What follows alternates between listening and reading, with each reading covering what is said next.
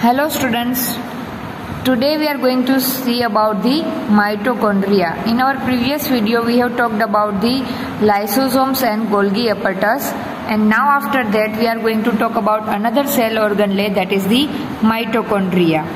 So mitochondria are known as the powerhouses of the cell.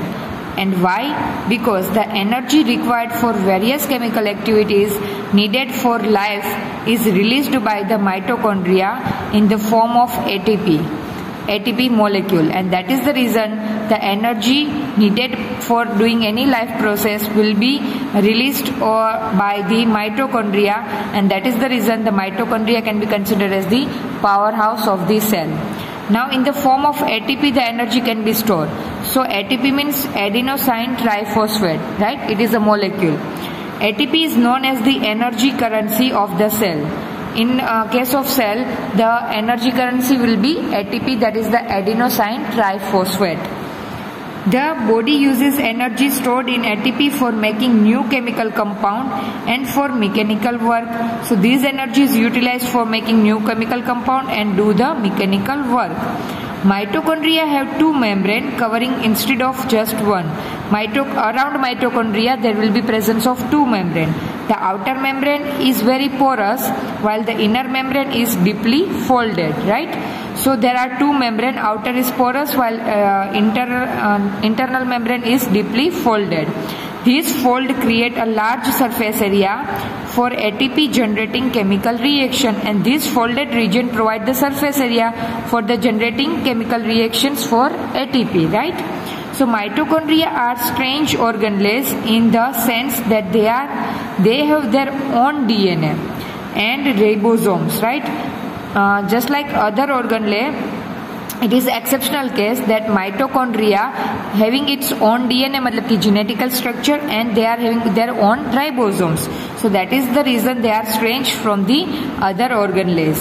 Therefore, mitochondria are able to make some of their own proteins. As the presence of ribosomes is there, so definitely mitochondria can prepare their own proteins, right? So basically we can consider mitochondria as the powerhouse of the cell. Now next is the plastids. So plastids are present only in plants, because plants only contain plastids which having the chloroplast, and they are able to possess the process of photosynthesis. So there are two types of plastids. One is called chromoplast and second is called leucoplast. So chromoplast basically colored plastic, and leucoplast is white or colorless plastid, right? So basically plastid having a two type. One is chromo means color, right? So chromoplast means colored plastids and leucoplast means white or colorless plastid. So plastid containing the pigment chlorophyll are known as chloroplast. Plastid के अंदर green color के pigments होंगे, that pigments can be considered as the chlorophyll, which is also known as the chloroplast. So as we all know that chloroplasts are important for the process of photosynthesis in the plant, and chloroplast also contain various yellow or orange pigment in addition to chlorophyll. Green color के pigment के अलावा भी yellow और orange pigments will be present in the chloroplast. Leucoplasts are primarily organelles in which materials such as starch, oil and protein granules are stored. So the function of leucoplast is to store this kind of material like starch, oil and protein granules, and the function of chloroplast is to perform the process of photosynthesis. The internal organization of plastids consists of a numerous membrane layers embedded in a material called stroma, right?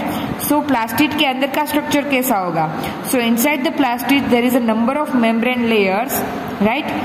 Embedded in a material, वो एक material में embed किए होंगे, that is considered as the stroma. So plastids are similar to mitochondria in external structure. Like the mitochondria, plastids also have their own DNA and ribosomes. So just like mitochondria, the plastids can also synthesize their own protein. Now, after mitochondria, let's talk about the vacuoles, right? So vacuoles are the storage sacs for a solid or liquid content. So basically the function of vacuole is to store solid and liquid content. Vacuoles are small sized in animals animal cell, while in plant cell have a very large vacuole. Plant में the size of vacuoles is very large, while in case of animal the size of vacuole is small. The central vacuole of some plant cells may occupy 50 to 90% of cell volume. It means we can imagine how bigger it is in the case of plant cell. In plant cells, vacuoles are full of cell material which is considered as the cell sap, and provide turgidity and rigidity of the cell. Its function is to provide turgidity and rigidity to the cell because it is content of the full of cell sap. Many substances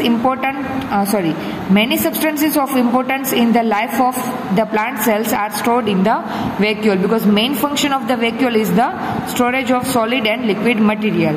So these include amino acids, sugar, various organic acids and some proteins. These all the things will be stored in the vacuoles, and we all know the importance of this material, that is the amino acids, sugar, various organic acids and proteins. In single-celled organism like amoeba, the food vacuole contains the food item that the amoeba has consumed, right? So in case of unicellular organisms, the vacuole will contain the food item. In some unicellular organisms, specialized vacuole also play important role in expelling excess water and some waste from the cell.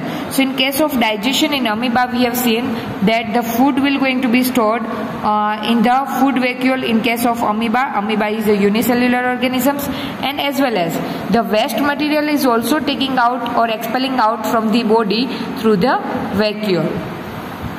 Now each cell thus acquires its structure and ability to function because of the organization of its membrane and organelles in a specific ways.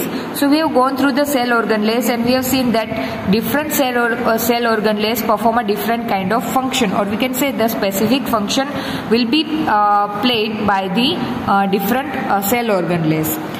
The cell thus has a basic structural organization, and this helps the cell to perform functions like respiration, obtaining nutrition and clearing of waste material or forming a new protein. So these all the functions will basically performed by the cell, and we can say the cell organelles, right? Thus the cell is the fundamental structural unit of living organisms, and it is also the basic functional unit of life. So after this chapter we can conclude that the cell is the basic and fundamental unit of all the living organisms.